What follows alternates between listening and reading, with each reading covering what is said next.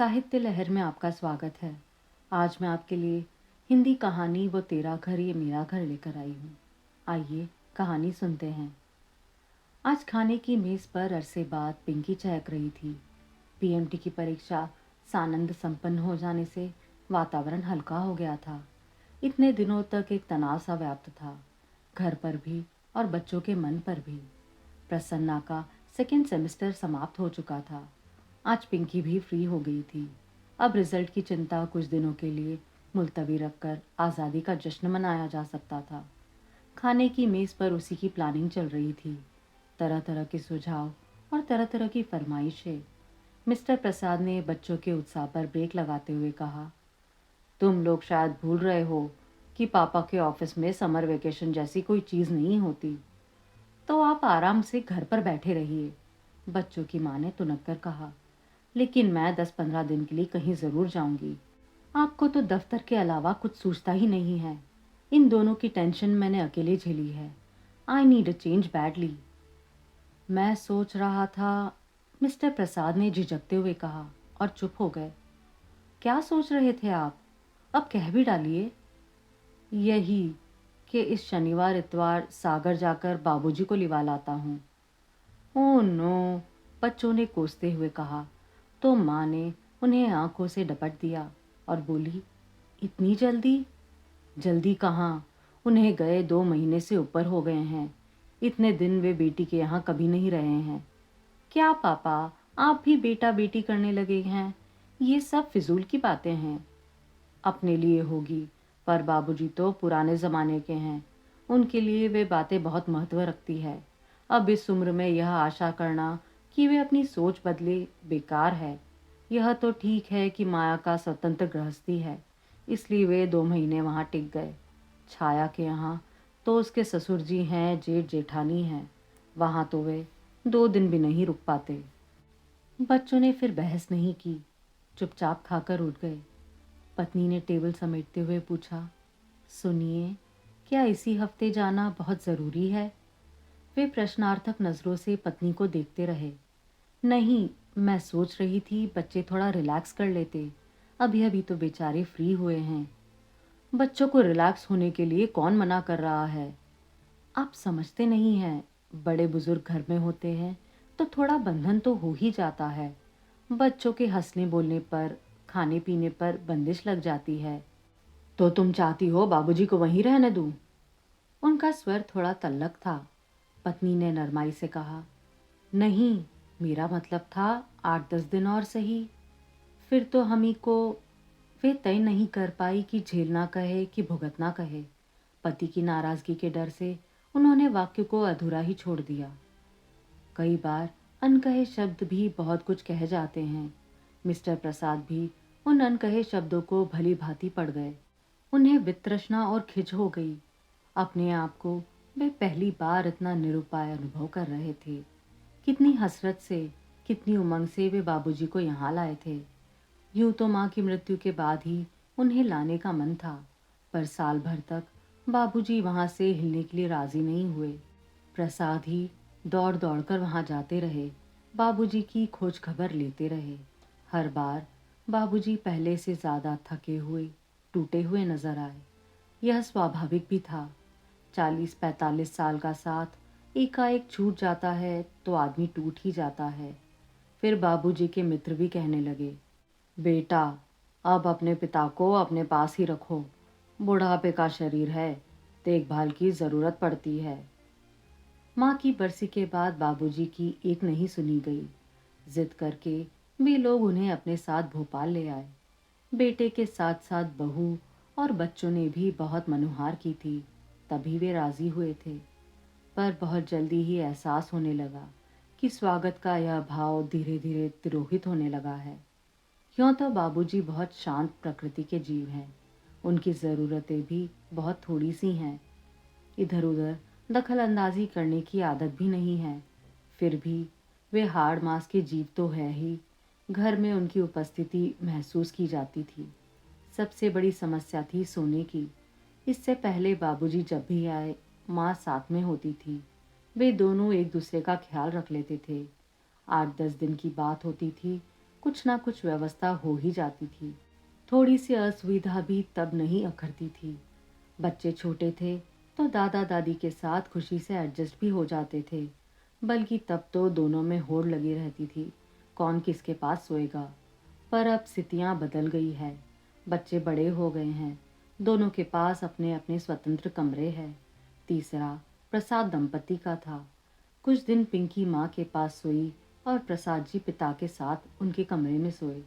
पर यह व्यवस्था स्थायी तो नहीं हो सकती थी। जवान होती बेटी के कमरे में बाबूजी का सोना भी अच्छा नहीं लगता था। फिर उन्हें प्रसन्ना के कमरे में सुलाया गया। वहाँ भी घोर असुविधा थी। उसे देर रात तक जागकर पढ़ने की आदत थी। उसका स्टीरियो भी हरदम बजता रहता था। दीवारों पर कई ऐसे पोस्टर थे जिन्हें बाबूजी की नज़र से बचाना ज़रूरी था। अंततः बाबूजी की व्यवस्था हॉल में की गई। 3 बेडरूम वाले घर में भी बाबूजी के लिए बस यही स्थान था। वे दीवान पर आराम से सो जाते थे, पर उनके साथ उनका पानी, दवाइयाँ, टोपी, मफलर, टॉर्च, जूते, चश्मा सभी रखे जाते थे। सुबह नौकर के आने तक बाहर का कमरा बाहर वालों के बैठने योग्य नहीं रहता था। सबसे बड़ी समस्या थी टॉयलेट की। बुढ़ापे के कारण रात में कई बार उठना पड़ता था, सो पप्पू के कमरे का ही आश्रय लेना पड़ता था। सुबह उन्हें जल्दी उठने की आदत थी। रात भर का जागा हुआ प्रसन्ना सुबह सुबह उनके मुख प्रक्षालन से खिंच उठता था। एक स्थिति यह आई कि बाबूजी बच्चों के लिए अझेल हो गए। यह अझेल शब्द भी बच्चों का ही गढ़ा हुआ था, जो प्रसाद जी को बहुत चुभा था। फिर उन्होंने छोटी बहन को चुपचाप पत्र लिख दिया कि कुछ दिनों के लिए बाबूजी को ले जाए।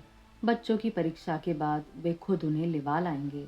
अब परीक्षाएं भी समाप्त हो गई, पर लगता है घर अभी भी मानसिक रूप से बाबूजी के पुनरागमन के लिए तैयार नहीं है। मिसेस प्रसाद देर रात तक टीवी देखती थी, सुबह देर से उठती थी, 12 बजे तक नहाती थी। हफ्ते में 2 दिन उनकी मालिश वाली आती थी। हर 15 दिन में मेहंदी वाली आती थी। हर तीसरे दिन उनकी किटी पार्टी होती थी। बाबूजी के रहते यह सारे काम सहजता से नहीं हो पाते थे। पिंकी को सहेलियों के साथ बाहर घूमने का शौक था। हर तीसरे दिन वे लोग पिक्चर जाती थी। प्रसन्ना का तो कोई टाइम टेबल ही नहीं था। दोस्तों का जमघट हमेशा घर पे रहता था। बाबूजी के रहते ये गतिविधियां थोड़ी थम सी गई थी। फिर सारे परिवार को बाहर खाने का शौक था। बाबूजी साथ नहीं जाते थे। उनके लिए घर पर पूरा सरंजाम करके जाना पड़ता था। बाहर जाने का सारा मज़ा ही किरकिरा हो जाता था।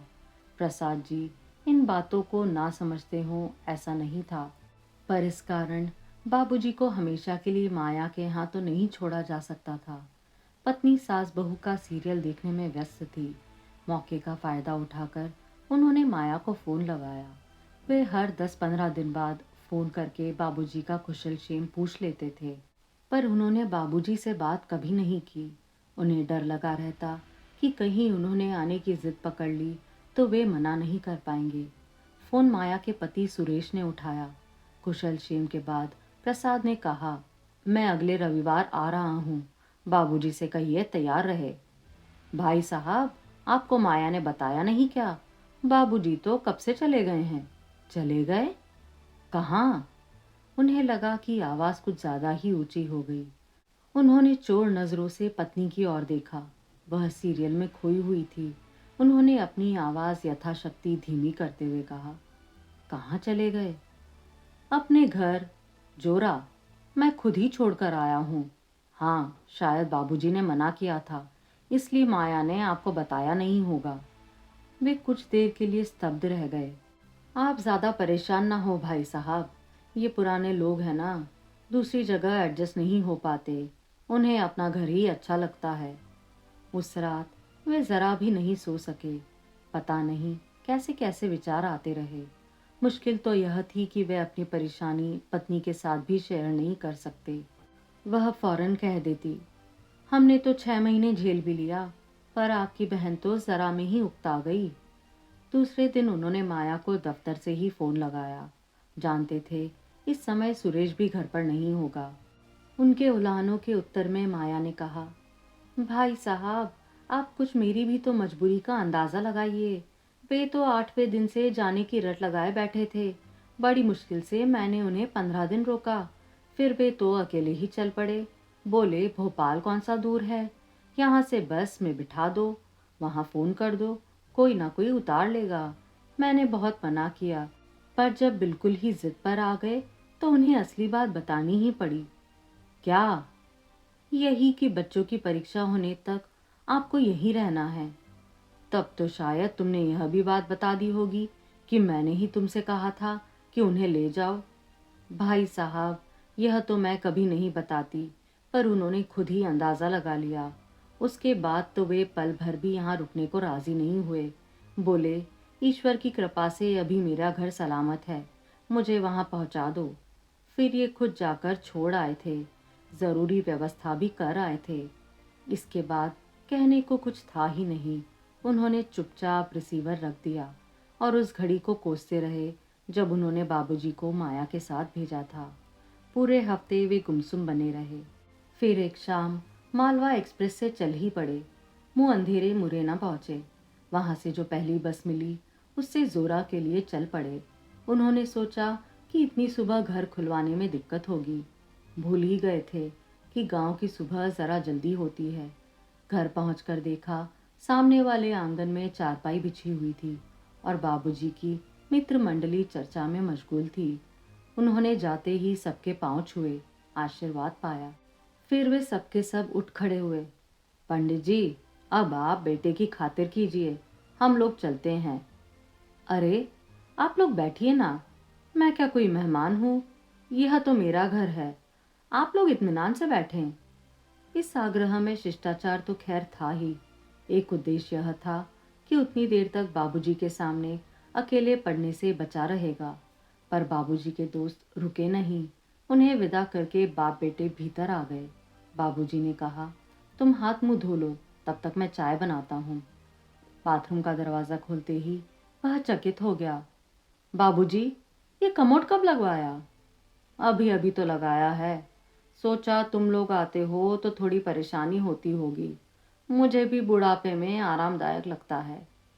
फ्रेश होकर बाहर आया तो देखा चौके में एक छोटी सी मेज पर चाय लगा दी गई, साथ में बिस्कुट भी थे। यह मेज तो नई लग रही है। हाँ, अब पट्टे पर बैठकर खाना अच्छा नहीं लगता। तुम्हारी माँ याद आती है। वैसे भी पट्टे पर बैठकर खाने का मज़ा तो तब है जब पास बैठकर कोई बात करे, गरम गरम फुलके उतार कर मनोहार के साथ परोसे। जब अपने से ही लेकर खाना है तो मेज़ ही ठीक है। प्रसाद जी समझ गए कि बाबूजी एक तरह से यहीं रहने का मन बना चुके हैं। वे पहले की अपेक्षा चुस्त दुरुस्त भी लग रहे थे।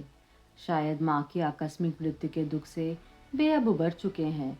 अपने मन की बात कहने के लिए वे उपयुक्त शब्द खोज ही रहे थे, तभी किसना ने आकर उनके पैर छुए।